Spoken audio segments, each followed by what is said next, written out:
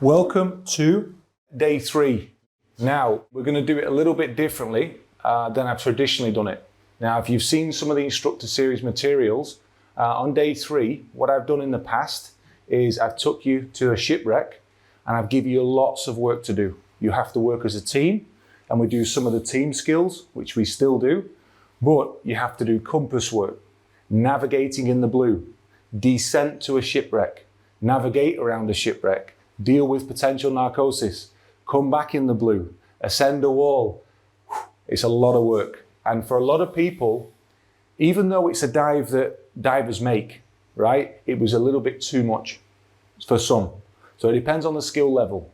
So I think a better way is that we do kind of half of those skills, if you like, on a day 3, and we can still catch up with some of the other skills we want to repeat and get better at. And we can do the major thing which divers need to improve on, which is a team descent and ascent.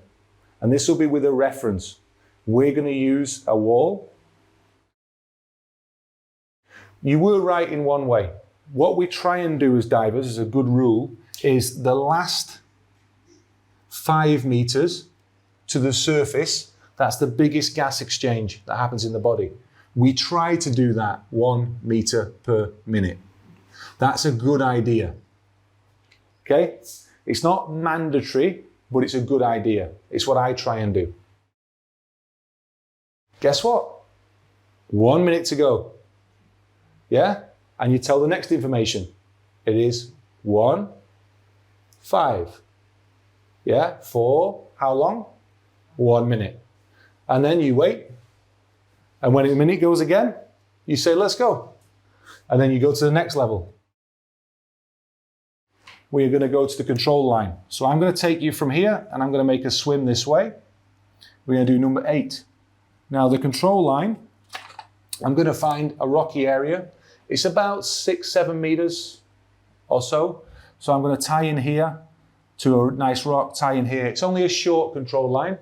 So we're not going to do lots and lots of swimming like we did already. We're just going to do valve shutdown exercise. It's exactly what it sounds like, really. You're going to shut the valves down. But there is a sequence to it and there's a reason for doing it. You're going to start with the regulator you breathe from. Yeah, so identify it. Let's say it's the left. You're going to shut down the left. As you shut down the left, you may signal as a problem. Okay, you may not, you must do it. Once it's off, okay, I want you to breathe the regulator dry. So you feel nothing. This is great because you're teaching your brain that if that ever happens, oh, switch the reg. You don't have a million things to think about. It's just no air. Because no air, you don't need to breathe for a little bit.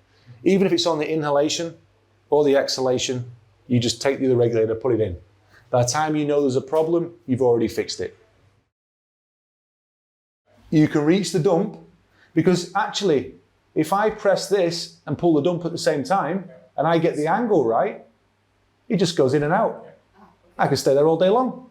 Okay, not all day because the air will run out after 2.5 minutes. Depends on the pressure. Use this one or just... Okay, I'm going to re-stow now the hose into the cylinder. Right? Watch the steps I do. It's very similar to what we did on land for doffing the cylinder. And it's very, very, very similar to the exit to boat prep skill I'm going to demo as well. It's all the same. So it's good it's the same, right? The hands do the same things, they move the same way, the hose length's the same, you bend it the same. You just have to do it underwater. You come back again, undo the bungee, undo the bottom, ready, pass, open the mouth to take the regulator. You're free. You can get out and walk up the ladders and everyone thinks you're really cool. Yeah? If you leave the regulator in or the strap on, they're going to pull you. So better not to. That's the dive plan, guys. Happy? Lot to do? Yeah. All right, let you digest that, have a toilet break, and then we can revisit any of it if you want.